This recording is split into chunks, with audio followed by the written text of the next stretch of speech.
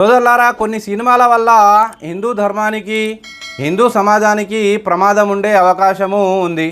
ఈ మాట నేను ఎందుకు చెప్తున్నానంటే, ఒక సినిమాని సినిమా తీసేవాళ్ళు డబ్బులు సంపాదించుకునేటటువంటి ఉద్దేశంతో, అందులో అబద్ధాలతో చరిత్రలను వక్రీకరించి వాళ్ళు డబ్బులు సంపాదించుకునేటానికి తీసేటటువంటి సినిమాలకు నేటి సమాజంలో కొంతమంది హిందూ ధర్మాన్ని రక్షిస్తాము అనేటటువంటి వాళ్ళు, కొంతమంది పండితులు వాళ్ళు ఆ సినిమాలు చూడండి అని ప్రమోట్లు చేయడము, ఆ సినిమా ప్రమోషన్స్కి వెళ్ళడము, ఈ సినిమాలు చూడండి లేకపోతే చావండి అనేటటువంటి సంఘటనలను మనము చూస్తున్నాము. సోదరులారా, మనము చదువుకున్నప్పుడు అప్పుడు చదువు చెప్పినటువంటి టీచర్లు, గురువులు సినిమాలు చూడొద్దు, సినిమాల వల్ల పిల్లల భవిష్యత్తు పాడవుతుంది అని వాళ్ళు చెప్పేవాళ్ళు.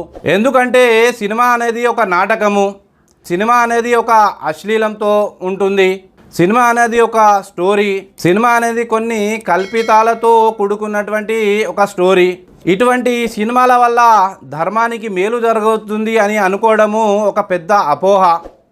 మనం చూసాము, ఇటువంటి అశ్లీలకరమైన కొన్ని ఇటువంటి సినిమాలు చూసి పిల్లలు తమ భవిష్యత్తులను పాడు చేసుకుంటున్నారు. ఈ సినిమాల వల్ల కుటుంబానికి మేలు జరగదు, సినిమా చూసే వాళ్లకు మేలు జరగదు, ఇంకా ధర్మానికి అసలే మేలు జరగదు.